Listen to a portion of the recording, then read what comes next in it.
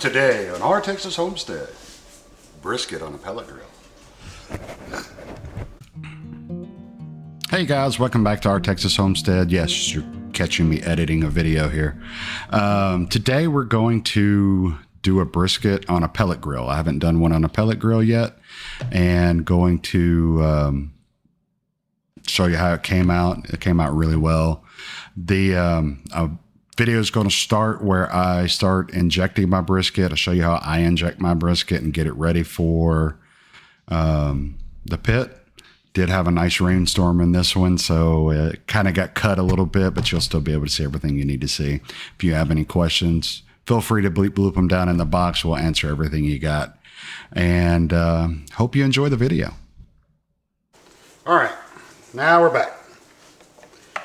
Gonna re-season it. I also inject my brisket with beef broth, okay? We have an injector we've had for quite a while. It's a half-gallon injector. It comes with 4 prongs. Works great. If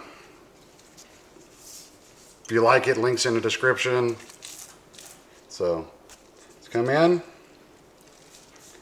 Inject your brisket every inch. Just remember, when you're going through the fat, check your needles.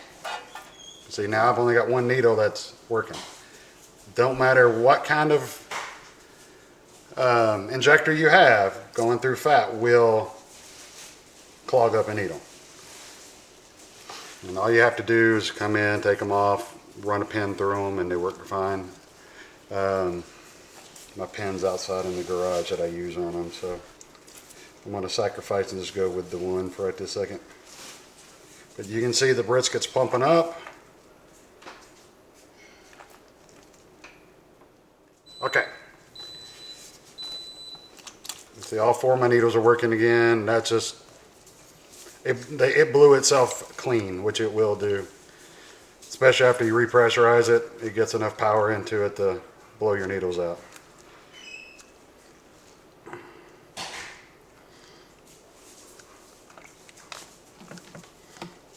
But trust me, this injector, I know this is a big piece of meat, yeah, and it helps out, but this injector, we use it on pretty much every piece of meat we do,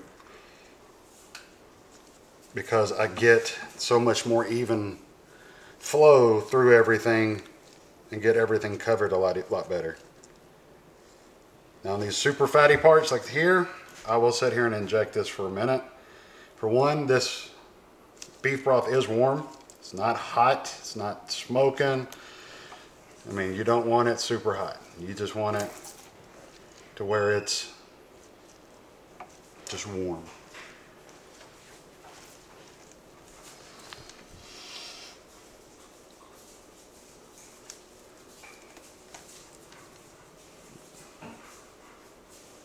And the reason for the injection, brisket. Yeah, I should have put that apron on, huh? It's a dry piece of meat after it cooks.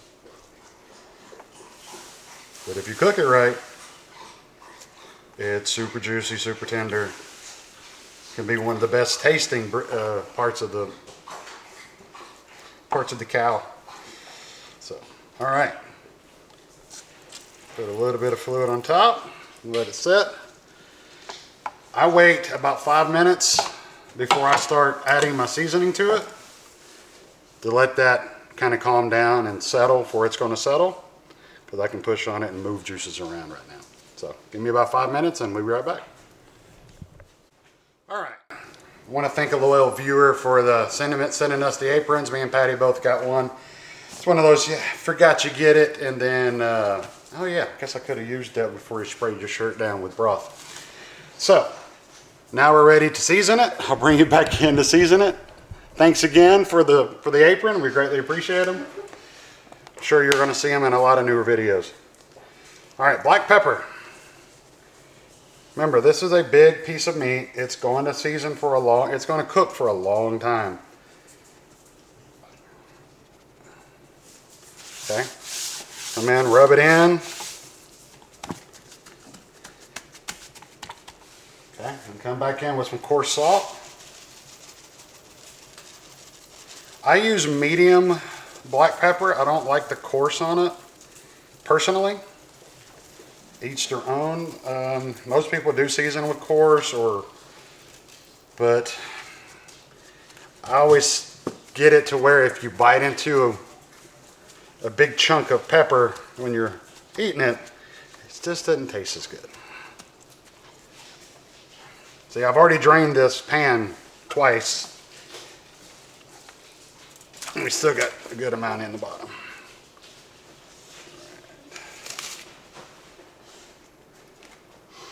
Get me a new glove.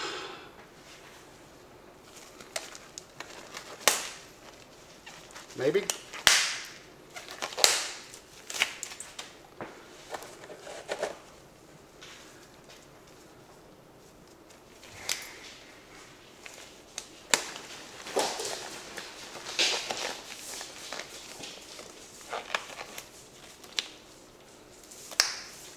All right. The reason I do that is so I can actually grab my stuff.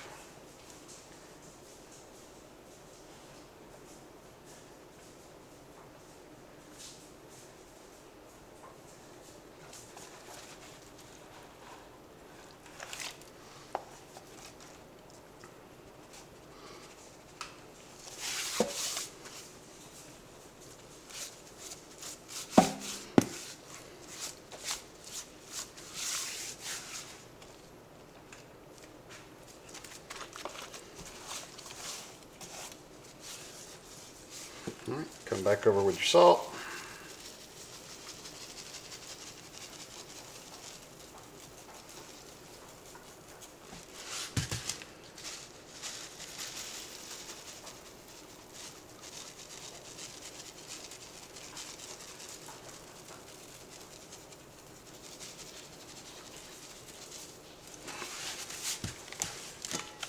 I know it seems like a lot, but it's really not.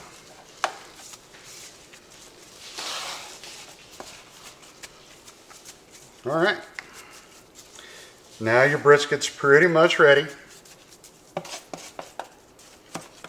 to go on the pit. Now, if you're going to, say, do this the next day, I never put the salt on my brisket for a next day cook. The reason is salt pulls moisture out. I don't, it may just be me, it's my thought process. I don't put it on there because I don't want to pull any moisture away from my brisket. I want it to sit there nice, ready to go. If you want to go ahead and put pepper on it, if you want to put garlic on it, if you want to put garlic, that's fine. Salt is like my last addition to a brisket. That's why you saw me put pepper first, because I want the salt to sit on top. Okay. We're going to start this in the next couple hours. It's going to set, make sure it gets to room temperature before I put it on my pit. So we'll see y'all back after a while when we get everything going, and see you soon. Again, thanks for the aprons. Okay. Tonight we're going to be cooking on a Pit Boss 1000D, I think that's what it is. Buddy of mine just bought it, we're using it. And this one is a pellet grill. You can see.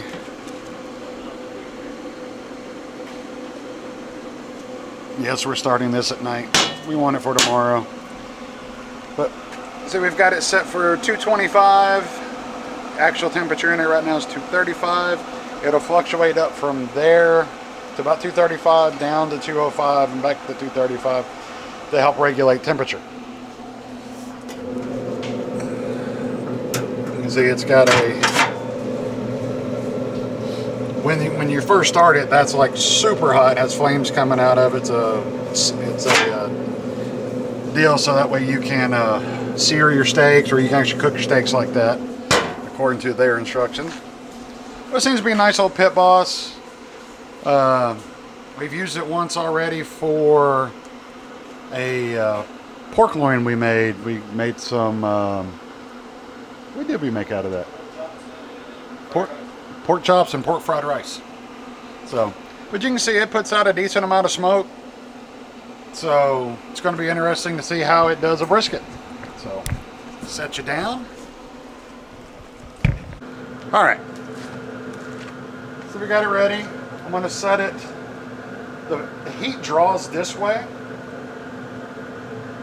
So I'm going to put it this side of the pit with the biggest side of the meat in the middle. That way it draws everything that way. We're taking it out. I can't touch it.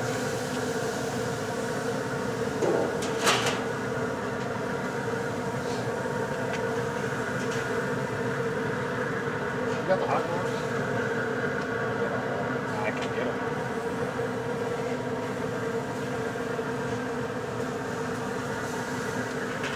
Okay, it has two probes that are made for it.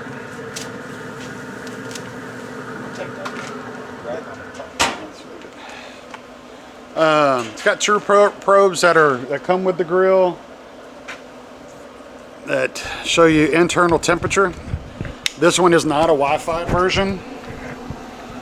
You can see it's 62, 78. But yeah, we'll see how it works and we'll take you through it. Using hickory tonight on this one. We haven't done a hickory smoked brisket. We usually use oak. Wanted to try a different flavor and see how it goes. We'll let you know. This, I said, it's a 21-pound brisket. What time is it currently?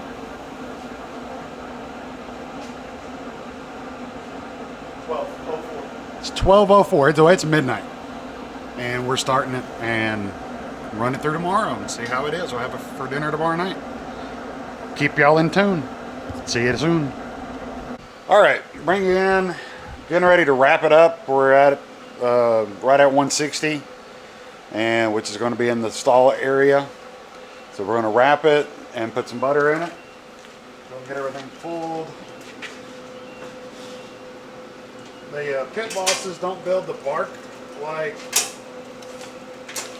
a true pit does, like a burner pit, but that can be fixed too.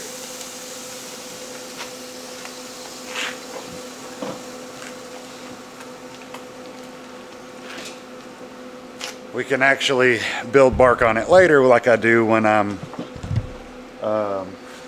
using my stick burner pit.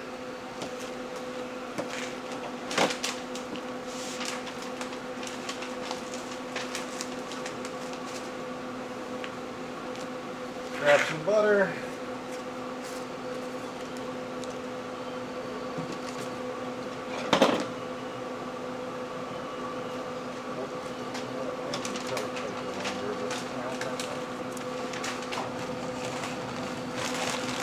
The reason we're putting it in a pan is to help catch all the juice, if any comes out. It usually will with the paper wraps. We're doing a little different this time to check out a couple different ways of doing it. Put it back on.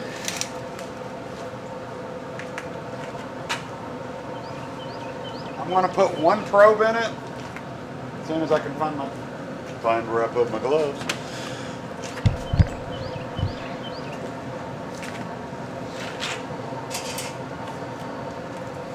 And yes, I'm going through the paper on the probe, but I'm going high. And I'm going in on the smaller side of the pit. I mean, not the pit, the smaller side of the brisket. So that way I know if this is at one temperature, the big side still got room. So. All right, shut my pit back down, and we'll see you after a while when we get ready to start building some bark on it if we need to. All right, guys. At 185, I opened it up just so that I can build some bark back on it, and it worked out really good. Finish it out here in a little bit. We'll hit 203 and then I'll pull it off and let it rest. All right, I couldn't walk you all the way through it because of a freak rainstorm that we had that we had to scramble, put up canopies and everything else. So at 185 degrees, basically what I did was take it, open it up like this, so that way it built bark on it. By building bark, it means it crushed the outside basically. And then we pulled it when the uniform temperature across the brisket was 203 to 205 degrees, because that was the temperature all the way across. Trying to get it without it falling apart.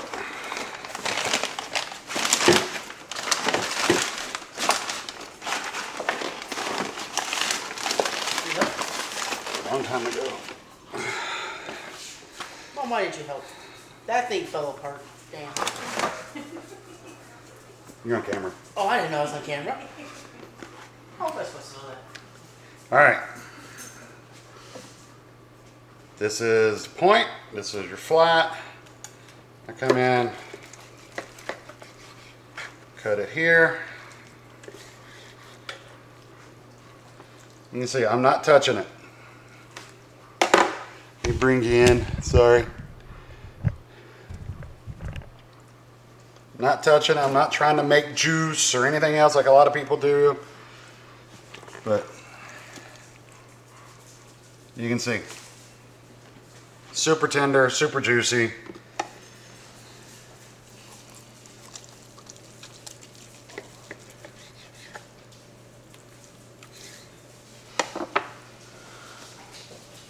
Super hot.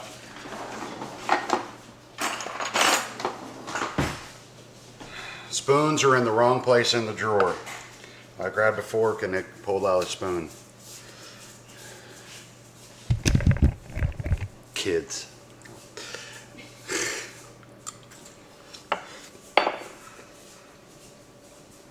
Flavor's really, really good.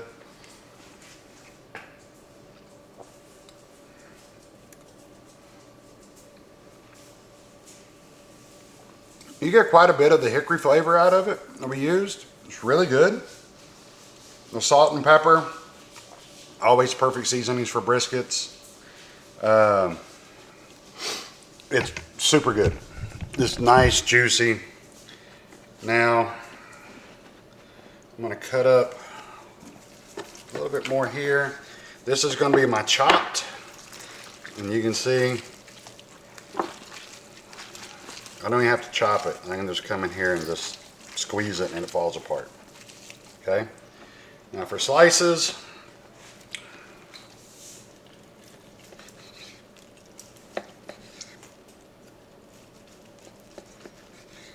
I always cut the end a little thick.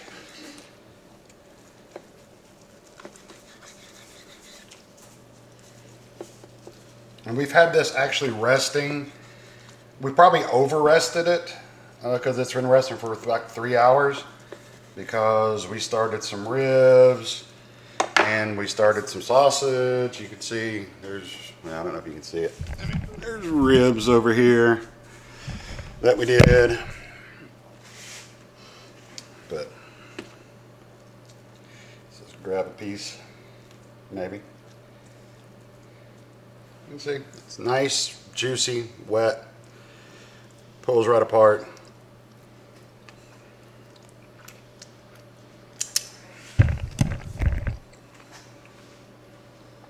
Super flavorful. You get that coarse salt taste. Pellet grill did really good. Cooked it a little faster than my big pit does, but my big pit takes up a whole lot more room to cook too. And it's a lot bigger. It's double, a little more than double the size of this pellet grill.